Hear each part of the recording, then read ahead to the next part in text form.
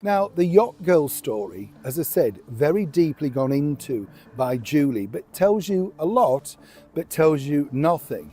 And sometimes he says some of the things he's never heard of before. He didn't know she'd done it. Let me tell you something that's been on my mind for a while now, and I think once you hear this, you're going to start looking at everything differently. I've spent years, and I mean many years, working inside the world of celebrities. Please subscribe, it costs you nothing, but it's really so much to me, with the kind of access most people never get. And one thing I've learned, something that has never failed to be true, is this. Celebrities don't tell you their real story. They tell you their version of events. And there's a massive difference between those two things. When you sit down with someone famous, especially someone who's been in the public eye for a long time, they've already rehearsed everything. They know exactly what they want you to believe. I couldn't believe it when they asked to interview me, even though it was a class project. But no, either her father had drilled it into her that this was her own idea and this was marvelous and all of that, or she truly believed what was going on. And they present it so confidently, so convincingly, that it feels like absolute truth. But here's the part that took me years to really understand. And they actually start believing their own stories. It's not even lying anymore in their mind. They've told the same version so many times, shaped it, polished it, repeated it, that it becomes their reality. And that's when things get interesting, because that's when the cracks start to show, if you're paying attention. Now, I bring all of this up because we need to talk about Meghan Markle. And I know you've probably heard a lot about her already, but trust me when I say this, you don't know the half of it. What I'm about to talk about goes deeper than headlines, deeper than gossip. And it touches on something the mainstream media has been very reluctant to fully explore. And by the end of this, you'll understand why. Let's start with something that has always stood out to me, her ability to rewrite her own history. Now, this isn't unique to her. A lot of celebrities do this. But what makes Meghan's case different is how often it seems to happen. One of the things that Prince Harry says about Meghan Markle, and remember, this is a guy who didn't bother to check in with her father to learn anything about the wife that he was marrying, who was, according to her, the second time around, right? So he didn't bother. This was all the fears that William had. And how easy it is to go back and check. The internet exists, recordings exist, and people remember. The one story she consistently returns to, the one recurring theme, is the soap commercial story. You know the one. The story about how she wrote a letter as a young girl to a company about sexist advertising, and they changed their campaign because of her. Now, I'm not saying it didn't happen. What I am saying is that even this story, the one she's most committed to, keeps changing in the details. Sometimes it's entirely her idea. Sometimes it's described as a class project. Sometimes she presents herself as a young activist. Other times, her father is part of the story. And the details shift depending on the audience and the point she's trying to make. And here's what stands out to me the most. If she had simply told a consistent version from the beginning, something like, "My class worked on this and I was chosen to represent our letter," that would still be impressive. It's still a strong story, but instead, it becomes bigger, more significant, more focused on her as an individual who single-handedly changed something at a very young age. And that's the pattern you start to notice. Now, the story I really want to touch on today is one that keeps circulating in certain circles, but rarely makes it into mainstream coverage. She can't afford for anybody to be sat with Harry just in case, because he's an amiable guy. And, if he was to say, well, how did you two meet? If this doesn't correspond or correlate with Meghan Markle's, version of events, maybe then something might go on upstairs. It's about Meghan's alleged past before she became widely known. Specifically, what some people refer to as her yacht girl days. Now, I have to be very careful here, because legally there are limits to what can be said. These claims are not confirmed, and there is no verified public evidence proving them as fact. But the reason this topic keeps coming up and never fully disappears is because it has never been directly addressed. And once you understand that, other things start to make more sense. Recently, there was an article in The Spectator, a well-respected publication, written by Julie B. The piece touched on these rumors in a very light, indirect way. It acknowledged that they exist but avoided going deep into them. And that's interesting because she's not known for holding back. So the question becomes, why approach it so carefully? There was also discussion at one point about Meghan potentially being called to provide information related to the case involving Virginia Giuffre. Now, without going into details, the fact that her name came up at all raised eyebrows for some people, because it suggests connections, or at least proximity to certain circles. Again, nothing confirmed, but enough for people to start asking questions. Even Tom Bauer, who wrote a very detailed and critical biography, avoided going deeply into this part of her past. And that says a lot, because he's not someone who avoids controversy. So why skip this? Most likely because it's legally risky territory. Now, let me shift to something equally interesting: how information is managed within her relationship. This is key to understanding the bigger picture. There was a moment recently where Meghan appeared with a woman named Kelly, someone she described as a friend going back 20 years. They attended an event together, and if you saw the footage, Meghan was holding on to her very tightly, not letting go, staying close the entire time. And from experience, that kind of behavior is rarely random. It often signals insecurity or a need to control the moment, even if it looks natural on the surface. There was also a moment where someone said, "We just need one picture," and you could see Meghan's reaction, almost surprised that only one photo was needed. That small reaction says a lot about how she views attention and presence. Now here's where it gets more interesting. When you actually look into that friendship, it turns out it wasn't continuously close for 20 years. They had gone their separate ways, like many people do. They only reconnected in recent years. So why present it as something deeper and long-standing? Because it fits a narrative. And that brings us to a pattern. While Meghan tends to surround herself with people who don't challenge her, who don't outshine her, and who don't complicate the narrative she presents. Not in a harsh way, but in a controlled way. People who serve a purpose in that moment. And once you start noticing that, you start seeing the structure behind it. Look at Jessica Mulroney, who was very close to Meghan for a time. Jessica had connections. She could open doors. She was useful. But she was also someone with her own profile, her own opinions, and the ability to potentially contradict Meghan's narrative. And we all saw how that friendship ended. The people Meghan keeps around her now, the ones we see publicly, are different. They're not going to outshine her, and they're not going to challenge her. They serve a purpose, and once that purpose is fulfilled, they tend to fade away. But it's a pattern, and once you notice it, it's hard to ignore. Now, this is where things get more interesting, and this comes from conversations with former staff members who worked closely with the couple.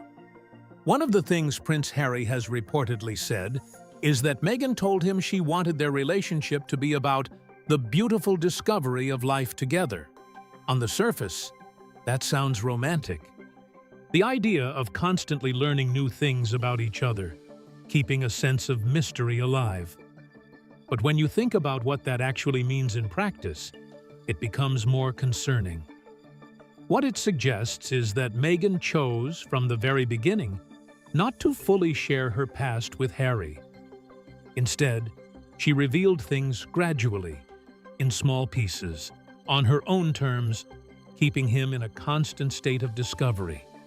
And Harry, from everything we've heard, seemed to see that as something exciting. He reportedly told staff that he was often surprised by new things he learned about his wife. Friends he had never heard of, trips he didn't know she had taken, even skills he was only just discovering. To him, it felt special. But if you step back and look at it clearly, it raises a serious question. This is a man who married her, left his family for her, moved across the world for her, and he's still learning basic facts about her life. That's not really romantic. That's a situation where one person controls the information and the other just receives it. And remember, this is the same Harry who never sat down for a proper conversation with Meghan's father before the wedding. Prince William raised concerns about it, and even Queen Elizabeth II reportedly mentioned it. "You've never had a proper conversation with Thomas," they pointed out. But Harry didn't see it as a problem.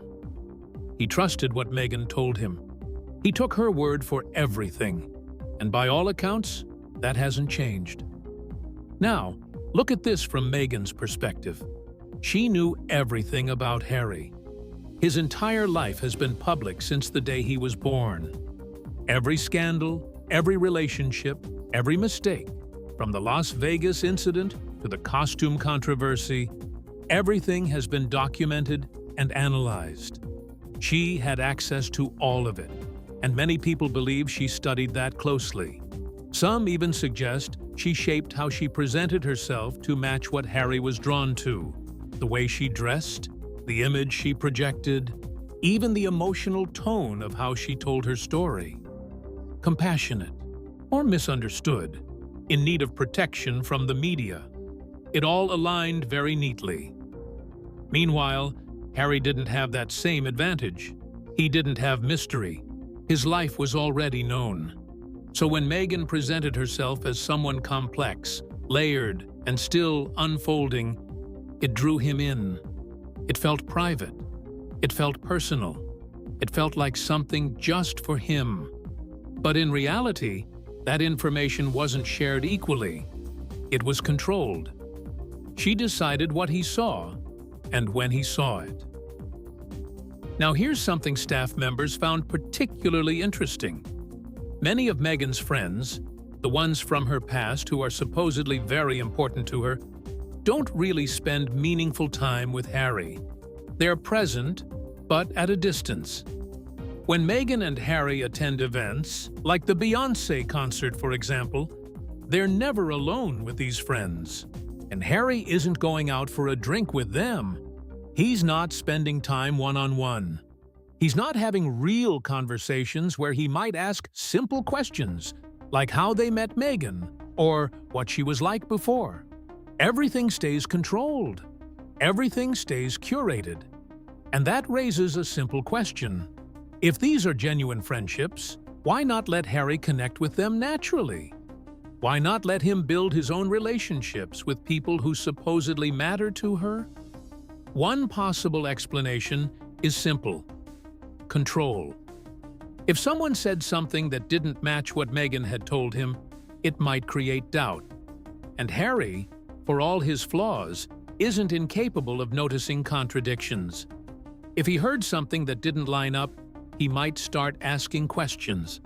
So everything stays compartmentalized. Her mother, Doria Ragland, it isn't really an issue in that sense. She keeps a low profile, stays out of the spotlight, and isn't heavily involved in their day-to-day public life. So there's little risk there. And the friends from Meghan's past appear only briefly, in controlled environments where deeper conversations simply don't happen.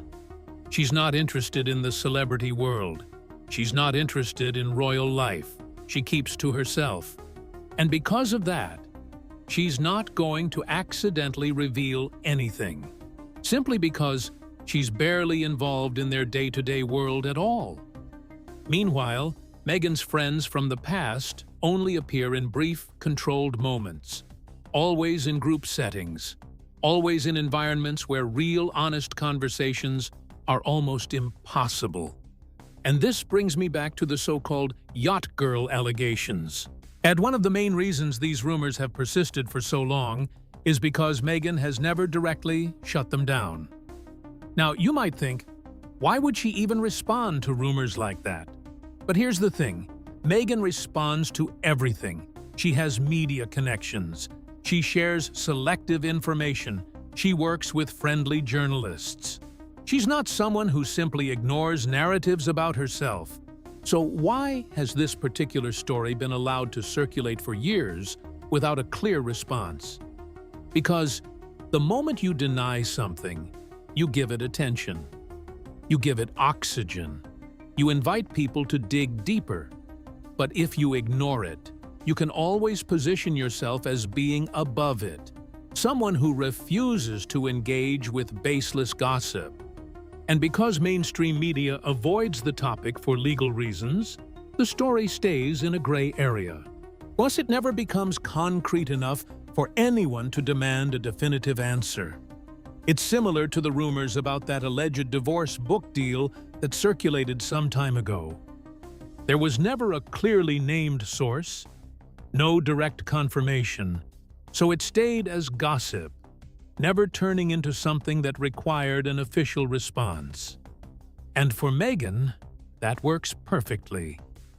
She can point to these rumors as proof that people are making things up about her, that she's the target of unfair attacks. Harry believes her. Her supporters believe her. And the stories remain in that strange space, widely known, but never proven. But here's the key point. The reason journalists like Julie B. write carefully worded pieces that hint at things without stating them directly, the reason even investigative writers like Tom Bauer avoid certain areas, the reason mainstream media stays silent, is not necessarily because the claims are false. It's because the legal risk is too high. When powerful people are involved, when the implications go beyond one individual, everything becomes more complicated. And that should make you think. When experienced journalists, people known for exposing uncomfortable truths, decide a topic is too risky to pursue, that tells you something. It raises a bigger question. What exactly is being avoided? And who benefits from that silence? Now, let's talk about something that doesn't get enough attention in all of this: control. Just because control seems to be a central theme in how Meghan operates. Everything about her approach suggests someone who carefully manages how she is perceived. Think about the early internet days, platforms where people reconnected with old classmates, shared details about their lives, often too much information. Many later regretted what they revealed. Meghan seems to operate with the opposite mindset. She knows her past exists. She knows people from her earlier life exist. And she is extremely selective about who gets access to her current world. The people who might challenge her narrative or remember things differently are kept at a distance. The ones who align with her story, who benefit from being connected to her, who won't contradict her, those are the ones who appear publicly. Those are the ones photographed, presented as close friends. And Harry seems completely unaware of how this works. He believes he's married to someone mysterious, layered, constantly revealing new parts of herself. But those revelations are not random. They're controlled. They're timed. They're chosen. He's not discovering new things naturally. He's being shown pieces of a story, one step at a time. What stands out most in all of this is something bigger. Nature doesn't stop. Time doesn't stop. no matter how carefully something is managed, eventually things surface. You can control a narrative for months, even years. But over time, inconsistencies appear. Details don't align. People start noticing. And that's where things are now. The cracks are becoming visible. Stories don't fully match. Questions are being asked more openly. Yet Harry might still be comfortable in that space, constantly learning, constantly discovering. But outside that bubble, people are paying closer attention. The rumors about Meghan's past aren't disappearing. The questions aren't going away. And as more time passes, as more people from earlier periods of her life speak, even quietly, the image becomes harder to maintain. Because you can't control everything forever. You can't manage every narrative. You can't silence every voice. And that may be the real pressure behind everything. Not headlines, not criticism, but the simple fact that some things exist beyond control. History exists. People exist. Information exists, whether it's acknowledged or not.